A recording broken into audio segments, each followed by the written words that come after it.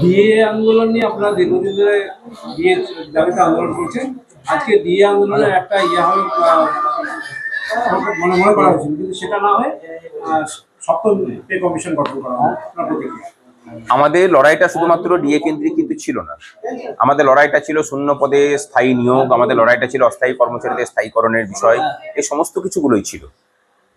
সরকার বলেছিলেন যে গত ক্যাবিনেটের পরে যে সাংবাদিক বৈঠক হয়েছিল সেখানে জানিয়েছিলেন যে পরবর্তী ক্যাবিনেটে তারা ডিএ নিয়ে সিদ্ধান্ত নেবেন। আজকে আমরা জানতে পারলাম যে না, ডিএটা নাকি এজেন্ডার মধ্যে ছিল না, তারা সপ্তম বেতন কমিশন গঠন করেছেন। সপ্তম বেতন কমিশন গঠন করা এবং সেটাকে লাগু করার মধ্যে কত সময় লাগবে সেসব আমরা কিছু জানি না। সপ্তম বেতন কমিশন কোন কোন বিষয়গুলোকে নিয়ে কাজ করবে আমরা সেটাও কিছু জানি না।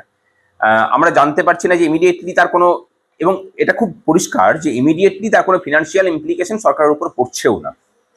আমরা যে কথাটা বলেছিলাম বারবার করে এবং বলেও আসছি যে মানে কেন্দ্রের সাথে বা অন্যান্য রাজ্যের কর্মচারীদের সাথে আমাদের ডিএর যে পার্থক্য আকাশ জমিনের জায়গাতে দাঁড়িয়েছে, ভোটের আগেও তারা এই বিষয়টাকে নিয়ে তখন যারা বিরোধী ছিলেন তারা সরব হয়েছিলেন।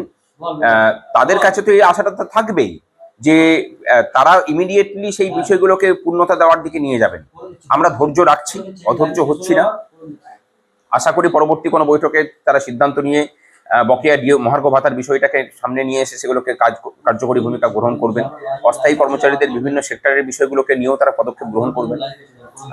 আমরা সরকারের সাথে কোঅপারেশনই আছি, কিন্তু তার আগে আমরা যেটা চাই যে সরকার কিভাবে কাজ করতে চাইছে কর্মচারী হিতে এবং রাজ্যের অন্যান্য বিষয়গুলোকে নিয়ে, সেই নিয়ে আমাদের সাথে বৈঠকে বসুক, আলোচনা হোক, খোলামেলা আলোচনা হোক। আমরা যেন জানতে পারি যে সরকার কিভাবে ভাবছে। পূর্বতন সরকারের মতো কর্মচারীদের জন্য দরজা বন্ধ করে দেওয়ার রাস্তা যেন না হয়।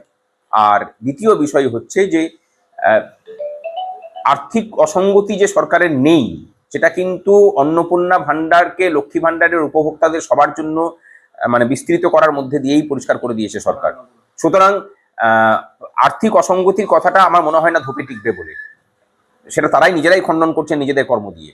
সুতরাং সেখানে যখন নেই তখন পূর্বতন সরকারের মতো অসদিচ্ছা না দেখিয়ে সদিচ্ছা দেখিয়ে ডিএ ইস্যু ইমিডিয়েটলি সমাধান করুন। হ্যাঁ, সেটা তো একটা ব্যাপার ছিল যে গত সরকার অন্তর্বর্তী বাজেটে 4% মহার্ঘ ভাতার কথা ঘোষণা করে গিয়েছিলেন এবং 1 এপ্রিল থেকে সেটা দেওয়ার কথা বলেছিলেন। গত সরকার সেটা ঘোষণা করেনি, নোটিফিকেশন বের করেনি। এই সরকার অন্তত সেটাও করতে পারতো যে সেই নোটিফিকেশনটাকেও মানে বের করিয়ে দিতে পারতো। একটু হলেও দিনের শেষে বলতে পারেন যে হতাশ, কারণ সপ্তম বেতন কমিশন কোন কোন পেরিফেরি নিয়ে কাজ করবে এটা কিন্তু আমাদের কাছেও এখনো পর্যন্ত পরিষ্কার তারা করেননি।